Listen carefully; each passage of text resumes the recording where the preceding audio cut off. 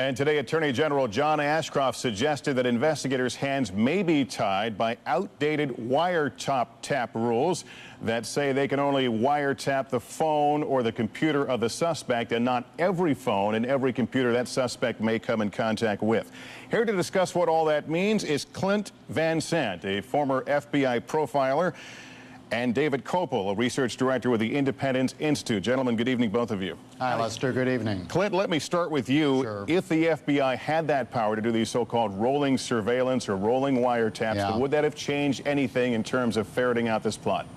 Well, we don't know at this point, Lester. What it's going to help is whenever the FBI starts to follow a suspected terrorist. As you know, back in the old days when we were chasing the mafia, you'd have the telephone where you put your finger in, you turn it, and the number would roll back again. Those days are gone. We need to have the surveillance that we're conducting, the wiretap, needs to be on the person. When he or she travels from state to state, when they go out and rent a cell phone for 3 days and throw it away, and then go get a cell phone that's been cloned and use that for 2 days, and then go get a payphone. We don't need the federal authorities having to get a new wiretap for each phone or for each federal jurisdiction. We need to be able to keep up, just like technology is pressing ahead, law enforcement has got to press ahead to keep up with these people. Let me ask Mr. Kopel, would you be comfortable handing federal investigators that power and handing it to them very quickly? They already have that power, and that's what really baffles me about whoever in the FBI bureaucracy is misleading Attorney General Ashcroft. It's right there in the United States Code right now. Volume 18, Section 2518, that's the wiretap statute, subsection 11 and subsection B within that already gives federal agents so-called roving wiretap authority. They can do that now. And so what we got going on appears to be some kind of bait and switch where they're trying to use this as a cover for some massive expansion of wiretap power in order to get something that they already have. And in fact, that power got expanded even further in 1998 in legislation that went through Congress, lowering the standard to allow that. So to say that we've got to go and rush something through Congress without thinking about it, without committee hearings, like we had the Senate doing a couple days ago, passing something 98-0 without a committee hearing, without probably any of the senators even reading language in the bill. What they did is they allowed the government to survey your email and your web browsing without even going to court to get a search warrant. We've had this Constitution for over 200 years. We had the Constitution written by James Madison when they burned Washington, D.C. to the ground. We shouldn't go around burning the Constitution in such a hurry without taking a chance to think what we're doing. Is there urgency here? Yeah. First of all, there is an urgency. Number one, we've got people on the street right now. For example, there's at least 10 people out there we know that we're trying to find that have pilot training. We know that there could be at least 100 to 200 more people that are involved in the various cells. And let me tell you a quick story.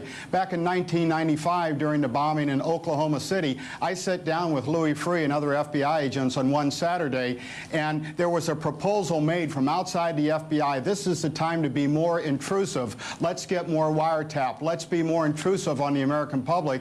And the agents I was sitting with, as well as Louis Freeh, all said, no, this is not the time. This is not what we need. We'll work within what we have. So this is not some shell game that your guest is suggesting that the FBI is trying to take advantage and trump on civil rights. If the president says we're in a war setting, we have things we have to do, and we have to balance the security of the nation and the protection of individual Americans right now with the other rights that we have as a U.S. citizen without trampling them. And nobody's burning the Constitution. I think what we're trying to do is save it from those that would destroy it.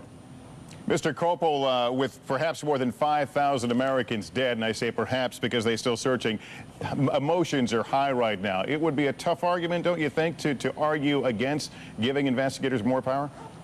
Give them the power they need to solve these crimes and to stop these kinds of criminals. But what we're seeing coming out of the bureaucracy is something totally opposite to that.